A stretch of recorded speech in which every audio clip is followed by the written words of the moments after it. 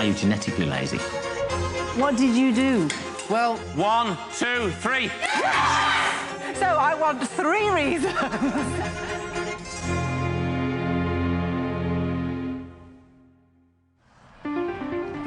Who is responsible for underachievement? Students or teachers?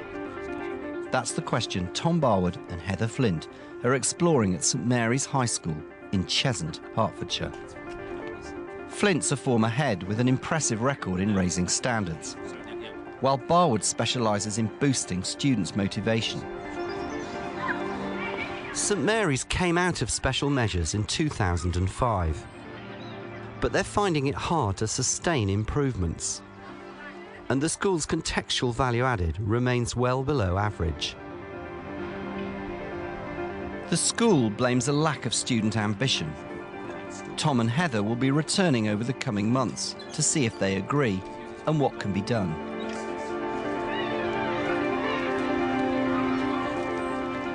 This is X squared. What's the length across here? What's the length down here? And across here is going to be what? Last September, St Mary's finally gained specialist status in maths and computing. But head Stephanie Bembo's frustrated by the lack of progress. We actually took 4 bids to get our specialist status. It was one of the things we really struggled with, and part of that was about our results doing this in either maths or ICT. So we weren't able to demonstrate that sustained performance that they were looking for. High-achieving departments. Also, there was some question about the existing site and the capacity to deliver specialist status on this site, because you may be aware we're moving to a new site. Where is the new site? The new site is about half a mile down the road. Right. On a greenfield site. We'll be twice the size. What will happen to this place? This will be flattened and houses built. Right. We were due to move in 2004. That was another layer of complexity to the special measures and the lack of faith that the community had in the school, because nobody really believed that school was ever going to be built. So the date now for the move is September 09.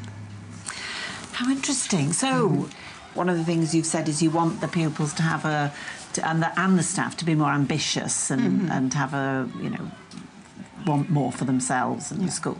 Got to get that, move on to a new site.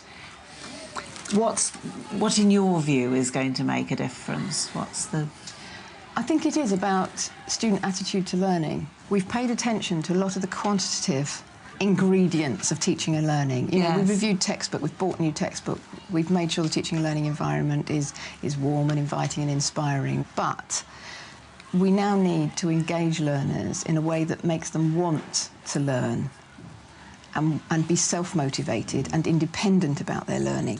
And whilst there are some staff operating and expecting and setting really challenging targets for students, I think at times we don't set challenging enough tasks and have high enough expectations of the students. This is the hi-hat section, OK? Tom's trying to soak up the school's atmosphere in a typical Year 9 music lesson. OK, so let's put the bass drum in first. Is it a good beat to just do this constantly over? I've seen some people shaking their heads. Tell me why. What should it be like? Yeah? Like more exciting. More exciting? OK, so if this is boring, is this more exciting? They're very close and unusually so. Meanwhile, Heather's checking to see if student data and target setting are being used effectively. She's with Deputy Head Lionel Cooper. I mean, I don't know if you have looked at this, just the percentage of pupils who moved up 2 levels within Key Stage 3, between 2 and 3. What would that be? I would have to work that one out. Would you? I'd have to go back and look at my figures for that. Be interesting to do, wouldn't it? Because, I mean, for example, I'm working with a couple of schools where they've set themselves a target that every pupil in Key Stage 3 will move up 2 levels. Right. It's quite a challenging target, but it would be quite a shift here, wouldn't it? Sure. So what's been the response of your heads of subjects to this information, this particular information, the progress? And they use it to show progression and comparisons with current Year 9s and setting expectations with current groups. What about your conversion rates of level 5 to a C or above? Have you measured that by subject? No. Not because that would be the sort of the equivalent, wouldn't it, of two levels. I think that might be. What we're using at the moment, it's just come into school, is the Raise Online. Yes. Which shows conversion charts between the different key stages, and that information has been given to heads of subject. So you're on the short course or long course? Sure. Yeah. So you get half a GCSE for doing this. Yeah. Is that that's news to you? Do I? Oh, yeah. So how easy is this? Yes. Really? Once you grasp it, it's not too bad. Some of those students who come in below the national average, we tend to not create so much value added. And what about the headline figures? The is it 52% 5A to Cs, 27% with English and maths? We're focusing on that in a real... And what would you say, what would be your assessment of those figures in 2007? They are realistic. They're a fair representation of that cohort. I would have expected to know what percentage of pupils had moved up 2 levels in Key Stage 3 in English. So it's back to the and in eyes maths and the prize. and in science. Just tell me the basics.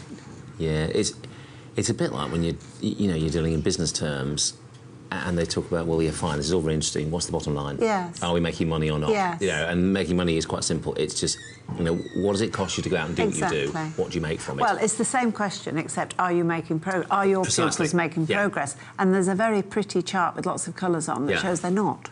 Well, it doesn't suggest they're not. It suggests that they're not making enough progress. It would be unfair to say they're not making any. They definitely are making some. You could create them electronically or you could hand draw them. It's your call.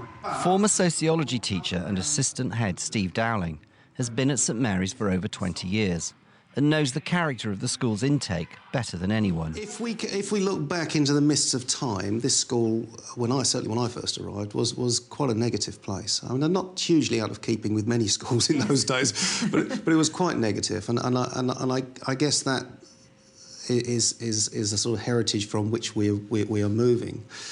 I think sometimes we've possibly tried to put into place reward systems that are a little bit too complex, that just aren't simple enough to deal with.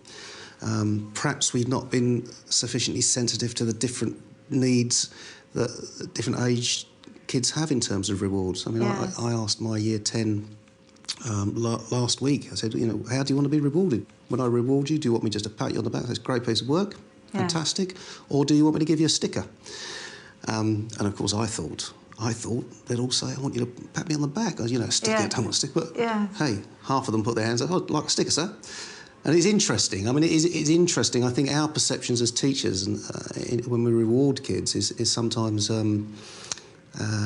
not quite as accurate as it is when it comes from the students. Yeah.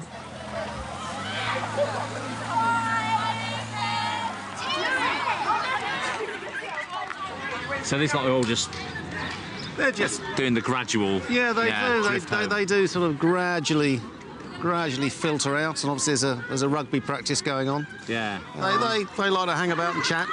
But that's good in a way. It's that school doesn't seem to be just kind of... No, there's another element to it, and there's a bit of a social life here for them, and because I think we forget just the fact that school is a social experience. Hello, sir. Oh, yeah.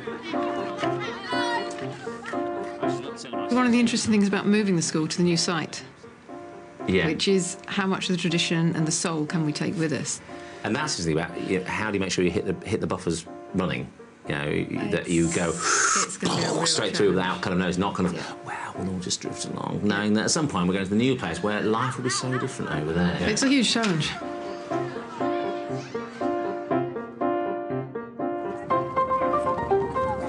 It's a month later, and Tom's organised a trip to the new site for some of the least engaged students. He's hoping to enthuse them about the school's future. cross there to the edge to the grass, so just be careful as you go. Obviously, if you tread carefully, you won't get the mud in the shoes.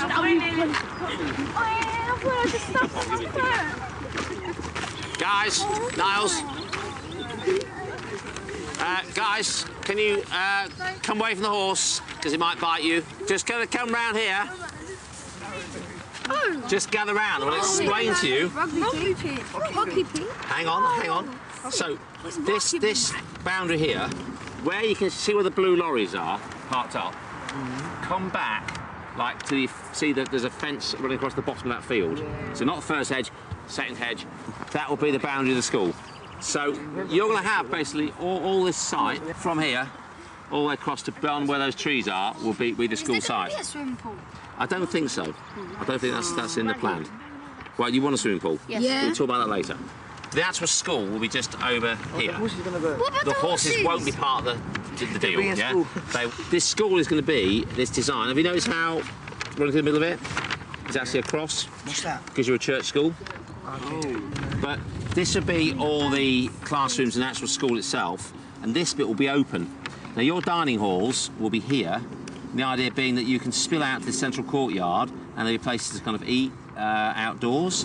The reason I brought you here, OK, this is going to be your school. You're going to go to this school. Now, if it's just built without any consultation, it might not be the school you want. The idea being if you have some involvement, you might feel like it's a bit more your school. What the head has said is that she wants to raise everybody's game, as it were, so that pupils and teachers have higher expectations of what they can achieve. And I think one way into that is to develop a language in the school where everybody is talking about learning. Not so good school staff are sitting around moaning about the kids, looking for escape routes or people to blame for why things haven't gone well or as well as they wanted. And that's not healthy and it's not helpful. Good schools are ones where teachers sit around in the staff room talking about learning and teaching and what went well in their lessons. Right, because just going in... Heather's hit on one possible solution, learning walks, which she's trialling with assistant head Jo Kelly. But I think, so before we go in, it's up to you really on how the lesson is being run as to whether you want to speak to one child or a small group. OK. The idea is that management drop in on students in lessons and ask questions about how and what they learn. Hi, Roger. Can I just pop in and have a chat to a few of your students? You certainly can. Is that OK? Yes, please do. For senior staff, it's a radical shift, as they only usually see pupils who are misbehaving during the on-call system. So, talk me through what you would do then. What process have you gone through? Well, we designed our bag, like Sarah's got it, and we had to write about what we were doing. Like, write about the stitching and what process we need to make the bag.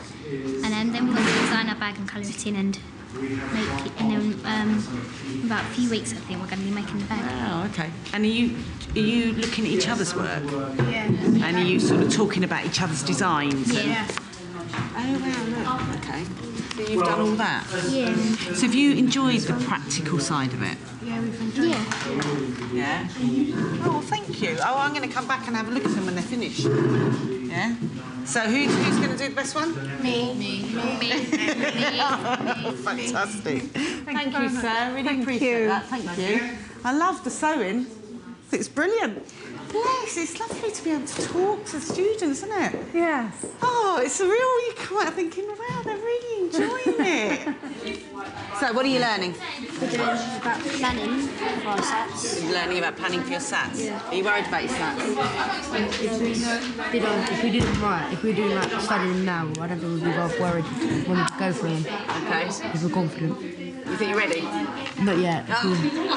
You are ready, I'm sure you're ready. Soon, we're getting better. So what do you do in this lesson in particular that prepares you for doing well in the SATs? just like going over stuff that we don't really recognise, make us understand it and stuff. How does the teacher know that that's something you're not really good at? We did the thing where we write stuff on the board where we didn't understand, and then we went all the way through it with it. So do you not feel embarrassed about owning up to what you didn't understand? No, because if we didn't own up, we wouldn't learn.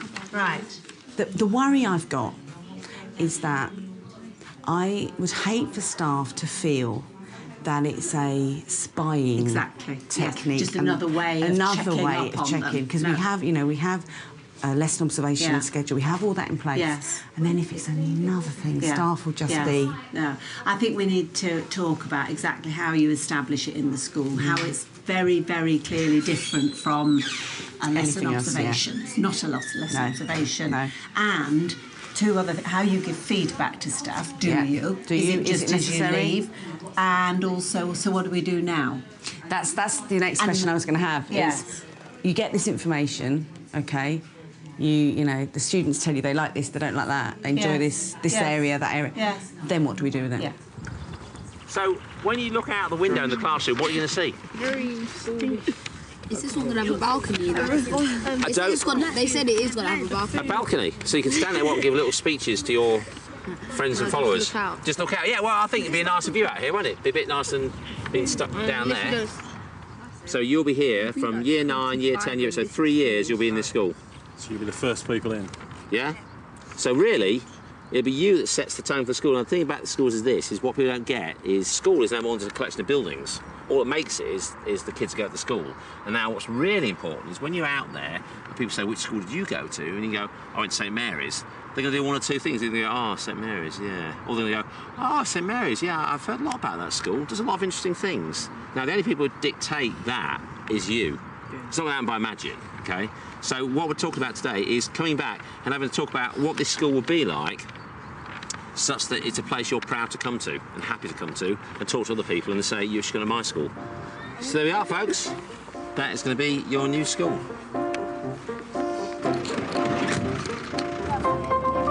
We're only naturally motivated when we think that something involves us and directly impacts on our life. The problem is today we've expected pupils to fit the system, not the systems to fit the pupils. And therefore, a lot of people, they're not actually disaffected, they're disengaged. And it's getting that process of engagement to take part.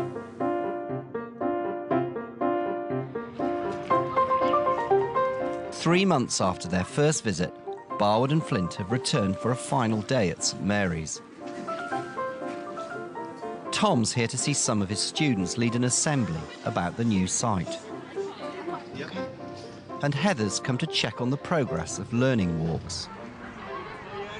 And I just know from other schools that I've worked with that learning walks can be a very useful technique for not just focusing the attention of staff on learning, but also engaging them in a longer-term conversation about learning in the school, and particularly where in the past they may have been focusing on behaviour or attendance, where those issues are now less critical. There's a need to move on and make learning really what the school is all about. Senior staff have been practising the walks, and Heather's observing Head of Year 11, Tony Crosby, testing a new format based on 3 questions.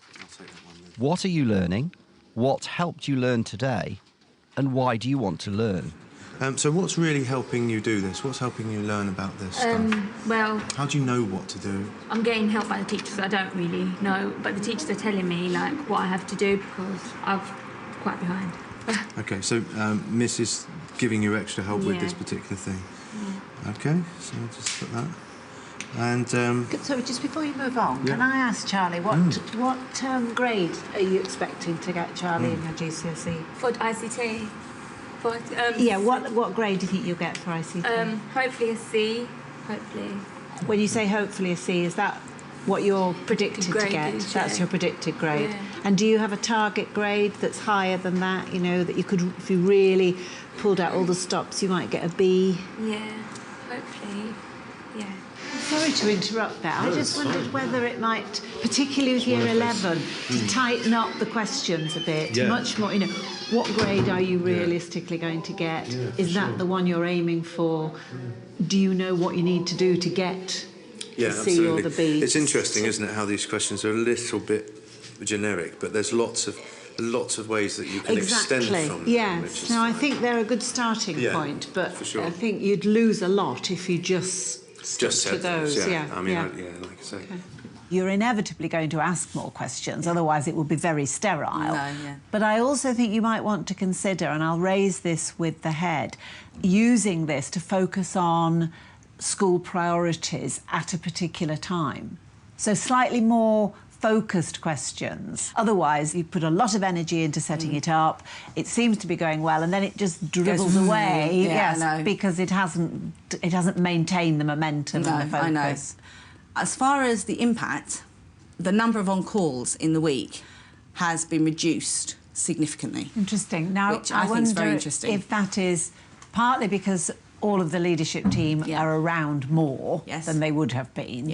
And the focus has shifted slightly. The leadership team is looking at good practice and learning rather than just having to come out for incidents and things that have gone wrong. I'd like to see it become embedded in school practice, generally. Where do you think the blocks are to that happening then? I think one of the blocks is it is a huge step change for St Mary's. And on-call is a system that has been up and running for years. And students are used to it, staff are used to it. So I think we've got quite a lot. There's a lot. It's a huge amount to do. Tom's hoping students will be inspired by hearing what their peers have to say about the new site. It's a rather cramped little place, which of course it was really fine when it was built in 1959. Are you saying it's too old? It's time this place was finally sold. Then with the money we could pay to create the school our way. Now stop! Imagine. Let's see. Just what could St Mary's be? This shows exactly how the new St Mary's will look like. It's really exciting. I mean, look at this. Oh yeah, very interesting. This shows that the new St Mary's will have 50 classrooms. 50? Yep, and 7 completely new computer suites. Where? There, and there, and there, and there, and there. Ooh. It's going to be good for lots of people. I mean, look at the size of the sports hall. It's about the size of an iPod. Personally, I think that the school's changed a lot, and I think we've changed the reputation of the school. Because when I joined, everyone was saying, no, don't go to St Mary's, it's a bad school. Really? Yeah, and like nowadays, everyone, like more people are joining our school. OK, so the school has improved. What needs to carry on happening to make it even better? I think Miss Benbow, because what has been helping it is she tells us the progress of the school, like what's happening, and then we sort of tell our friends who tell like everyone else, and then it's like known as a good school. So to make it better is just to get more progress and then to let everyone else know. Because like they've taken these two to the new site. I think they should do that more often. Right, so visit the site for other people, regular updates, what's happening, where we're at, like a newsletter. We should have done the same. I think the school should listen to students and see what they want in their new school, so that if they get what they want in the new school, then they'll be looking after it more. Like go on YouTube or something and create an account, and put our stuff onto it. Yeah. YouTube. I don't think MySpace. Yeah. We can have a MySpace for the school. Or a website, yeah. Finally, Tom and Heather report back to the head. They were all for putting the little presentation that we did this morning on the website, or doing it on YouTube or MySpace. You know, they're kind of level of things that then telling other people about it. They're quite proud of it. Yeah, and I think that's what it's about. It's when you get that dare I say, that sense of ownership. You know, they do it, and I think they're really keen to contribute. And so I think, in many ways, you know, the drive could be, and maybe should be, student-led. You know, this is what we expect from our teachers, not this is what we're going to do for you. You know, that's really. But there are actually quite clear protocols for discussing issues around provision, and we have engaged them before in teaching and learning and what they want. But they do enjoy telling us what they want, and they're usually very, very astute. The issue that you described to us that you want to tackle was one of low aspirations and moving towards developing your learning culture further. But I don't think we've found a great deal of under-aspiration on the part of the pupils, have we? You know, as you said, we've found articulate pupils who are ambitious for the school and themselves. So maybe the focus does need to shift somewhere along the line. I'm sure there are pupils who don't expect enough of themselves, but there might also be staff who have got low expectations of the pupils. The pupils are more capable than they might expect. Yeah. I mean, we have seen aspirational work from students and this very positive culture beginning to grow. I think one of our queries is what we do to make them independently think that way. Because otherwise we end up with exhausted teachers, with students that are all ready to soak it up. It might well be that you could use the learning walks to encourage both independent learning amongst the students, but also amongst the staff, the idea that that's what we're aiming for. Yeah. And I think you can come up with questions that are much more targeted to what you want to find out. The link I think was missing, and you might want to challenge me on, is the link between learning and their pupils' own understanding of their either level of attainment in Key Stage 3 or their GCSE grades in Key Stage 4. And I thought you might want to use this as an opportunity to link the data that the school has with the pupils' own understanding of what they're learning and why and how they're going to make progress in particular. We have a very complete monitoring and observation form for observers to use when they're in lessons. Maybe we got ourselves muddled in that we're getting that information there. Yes. Or we have a go at finding the information there. Yes. But maybe it needs to come into that other context as well, that more positive context. Yes. We're just interested in Yes. knowing about Yes. your learning. Take the point.